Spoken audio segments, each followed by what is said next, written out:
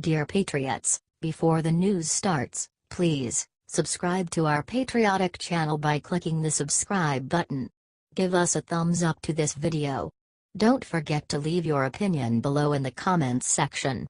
Share the news on Facebook and Twitter so you friends see it. Thank you.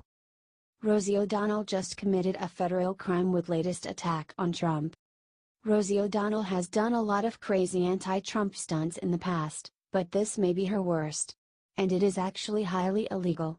O'Donnell took to Twitter offering to bribe specific GOP officials $2 million each if they vote against the GOP tax reform bill. So how about this? I promise to give $2 million to Senator Susan Collins and $2 million to Senator Jeff Flake if they vote no. No, I will not kill Americans for the SUOER rich. DM me Susan, DM me Jeff. No SHT 2 million cash each, tweeted O'Donnell. She wasn't done. She continued to clarify her position over multiple tweets. Here's the thing, Al, I am not looking to give more money to a corrupt system. However, this bill is criminal. I therefore offer $2 million for any GOP senator that votes no, to them personally, or directed to a nonprofit of their choice. No strings attached. Do what's right, she tweeted. If this bill passes, democracy is done. Raping the nation in public with gleeful abandon. Gavel man is Satan. 16 hours and it's over on our watch, she tweeted. Fortunately, no one took her up on her offer. She also blatantly broke the law.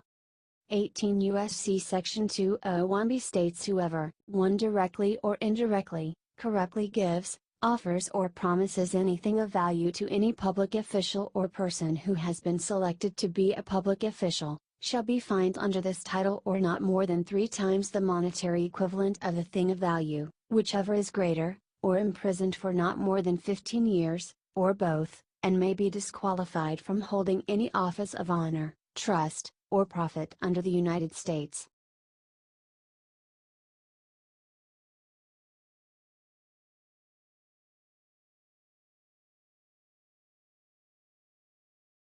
Dems push for Al Franken to unresign because he was bullied. While Roy Moore was running, both Democrats and Republicans pushed for Al Franken to resign over sexual harassment allegations. Democrats used Franken as a political pawn to make it seem like they care more about sexual assault than Republicans do. If Roy Moore had been elected, they would have attempted to hold that over Republicans' heads. Now that Roy Moore was not elected, they want Al Franken back. According to Politico, at least 4 different senators are urging Franken to unresign. New York Post columnist John Podhoretz defended this in an interview with NBC. Will Democrats be okay if Franken stays? Asked Katie Tur. Who cares? It's not their choice, it's his choice. They bullied him into resigning and now he may unresign having decided that he was bullied, responded Podhoretz. I definitely think he should not resign. I think he should submit himself, which he has willingly done and offered to do, and go through this complete process of an extensive ethics review, and whatever the outcome is, I will live with it. I can live with that. I think that Franken should go through the process of what he's asked for, due process, said Democratic Senator Joe Manchin. What they did to Al was atrocious, the Democrats, said Manchin in a different interview.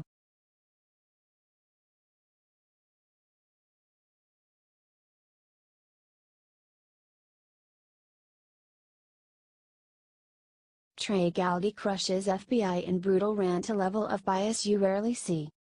By Agent Peter Strzok, who is investigating Trump, has been caught sending very biased anti-Trump messages. Liberals like to pretend that this isn't a big deal. But Trey Gowdy put them in their place. I want to believe the path you threw out for consideration in Andy's office, that there's no way Trump gets elected, but I'm afraid we can't take that risk. It's like an insurance policy in the unlikely event you die before you're 40, wrote Strzok in a text message on August 15, 2016 text message. Trey Gowdy commented on this during an interview with Fox's Bill Hemmer. If they were coming up with a quote insurance policy in case Donald Trump won, that is devastating, said Gowdy. What I hope is that insurance policy was not a counterintelligence investigation into the Trump campaign. This was a level of bias that you rarely see, Frankly, said Gowdy, I am heartened by the fact that Mueller kicked Strzok off as soon as he learned. I just wish he'd have learned sooner. He's in the middle of major investigations. Thank God he's gone, but I want to know how the hell he got there in the first place, said Gowdy. Do you think the Mueller investigation is rigged?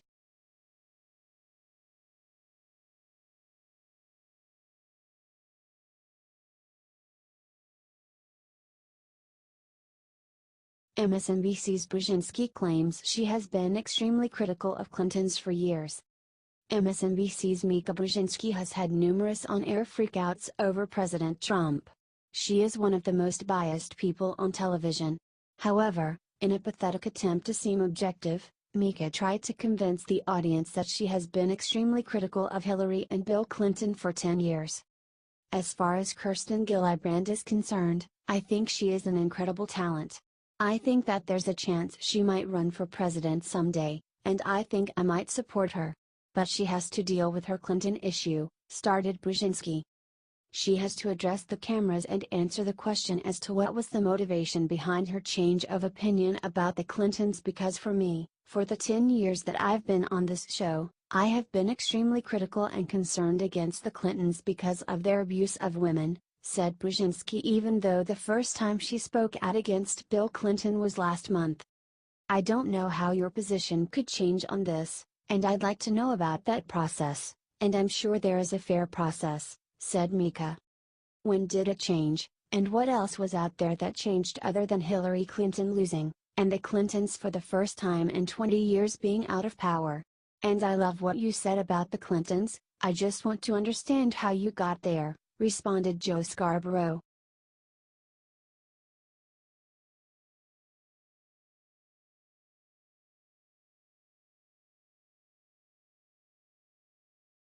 Trump hits the UN where it hurts after the vote against his Jerusalem decision. The UN is showing off just how anti-Israel and anti-peace they really are. After President Trump fulfilled his campaign promise to recognize Jerusalem, the UN pushed back. Many voted against Trump's decision. However, the UN has to deal with Nikki Haley and Donald Trump. At the UN we're always asked to do more and give more. So, when we make a decision, at the will of the American PPL, ABT were to locate our embassy, we don't expect those we've helped to target us. On Thursday there'll be a vote criticizing our choice.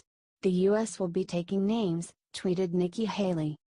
The president will be watching this vote carefully and has requested I report back on those countries who voted against us.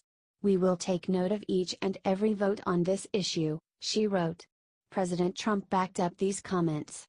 I like the message that Nikki sent yesterday at the United Nations. For all those nations that take our money and then they vote against us at the Security Council, or they vote against us potentially at the Assembly, said President Trump. They take hundreds of millions of dollars and even billions of dollars, and then they vote against us. Well, we're watching those votes. Let them vote against us. We'll save a lot. We don't care. But this isn't like it used to be where they could vote against you and then you pay them hundreds of millions of dollars and nobody knows what they're doing. People are tired of the United States being taken advantage of and we're not going to be taken advantage of any longer, said Trump.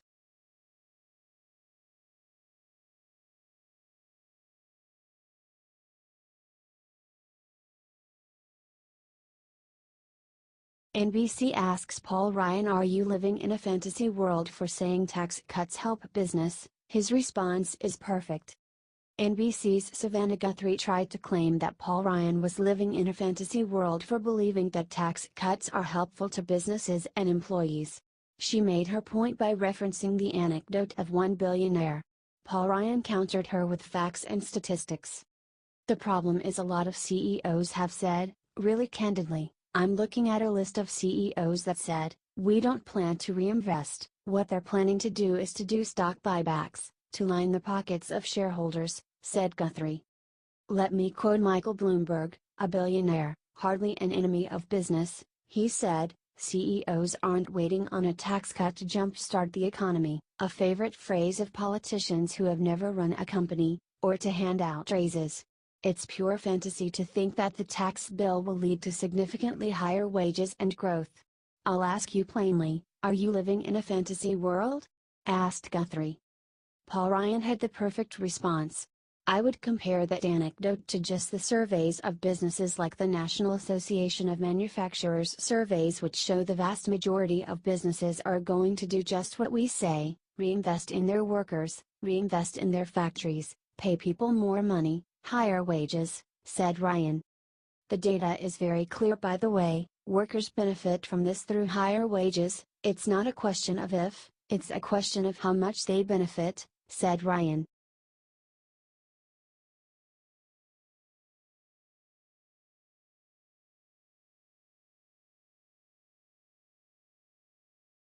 MSNBC's Nicole Wallace asks, are Republicans dead inside? She quickly gets her answer. MSNBC's Nicole Wallace theorized that Republicans are dead inside because they are willing to question the FBI. Let me put this to you one more time. Are Republicans dead inside? Why don't Republicans care that a Republican-led Justice Department, a Republican-led FBI, led by men appointed by Donald Trump, is being smeared and the character of the men leading those agencies assassinated by people associated with the Republican Party, not the Democratic Party? She asked. Obviously there is a lot wrong with her statement. First, she shows that she doesn't believe in objectivity. She thinks Republicans must all have blind loyalty to other Republicans. She is also ignoring all the credible evidence that the FBI is biased. Even Trey Gowdy called out the FBI for their biases. This is a really bad fact pattern. I hate it for Rod Rosenstein that he's the one explaining it, because he's not FBI official, Peter Strzok, and he's not Deputy FBI Director, Andy McCabe, and he's not Jim Comey, so he's having to do a little bit of cleanup. But these are really bad facts if you care about an impartial, objective Department of Justice and FBI, pointed out Trey Gowdy.